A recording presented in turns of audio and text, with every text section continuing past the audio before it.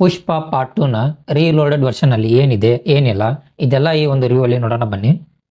ಪುಷ್ಪ part 2 release ಆದಾಗ ಅಲ್ಲಿ ಏನು ಇಷ್ಟ ಆಯಿತು ಏನು ಕಷ್ಟ ಆಯಿತು ಇದೆಲ್ಲ ಈ ಹಿಂದೆ ಒಂದು ರಿವ್ಯೂ ಅಲ್ಲಿ ಹೇಳಿದ್ದೆ. ಅಲ್ಲಿ ಕೆಲವೊಂದು ಪ್ರಶ್ನೆಗಳಿದ್ವು. ಇವೆಲ್ಲ ಈ ರೀಲೋಡೆಡ್ ವರ್ಷನಲ್ಲಿ ಕ್ಲಾರಿಟಿ ಕೊಟ್ಟಿದ್ದಾರೆ ಅಂತ ಕೇಳಿದರೆ ಹೌದು, ಆ ಎಲ್ಲ ಪ್ರಶ್ನೆಗಳಿಗೆ ರೀಲೋಡೆಡ್ ವರ್ಷನಲ್ಲಿ ಪ್ರತಿಯೊಂದಕ್ಕೂ ರೀಸನ್ ಇತ್ತು.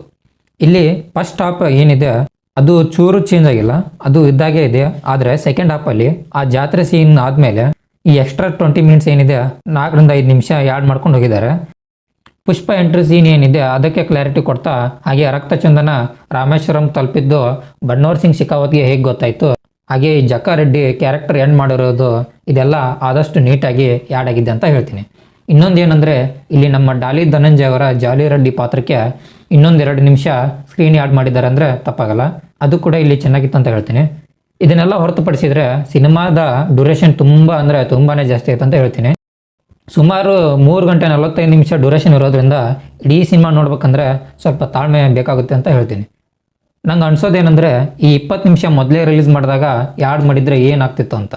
ಇವ್ರೀಗ ರೀಲೋಡೆಡ್ ವರ್ಷನ್ ಅಂತ ಹೇಳ್ಕೊಂಡು ಮತ್ತೊಮ್ಮೆ ಪ್ರಮೋಷನ್ಗೆ ಕೈ ಹಾಕಿದ್ದಾರೆ ಅಂದರೆ ತಪ್ಪಾಗಲ್ಲ.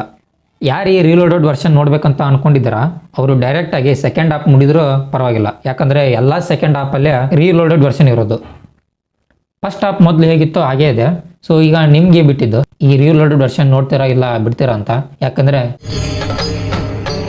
ಇದೆ ಇಲ್ಲೊಂದು ಸಮಸ್ಯೆ ಖಂಡಿತ ಇದೆ, ಯಾಕಂದರೆ ನಿಮ್ಮ ದುಡ್ಡು ಅಂತ ಹೇಳ್ತಾ, ಯಾರ್ಯಾರು ಹೊಸದಾಗಿ ಈ ಒಂದು ಚಾನಲ್ಗೆ ಬಂದಿದ್ದಾರಾ ಸೊ ಆದಷ್ಟು ಎಲ್ಲರೂ ಸಬ್ಸ್ಕ್ರೈಬ್ ಮಾಡ್ಕೊಳ್ಳಿ ಅಂತ ಹೇಳ್ತಾ ಮತ್ತೆ ಸಿಗೋಣ.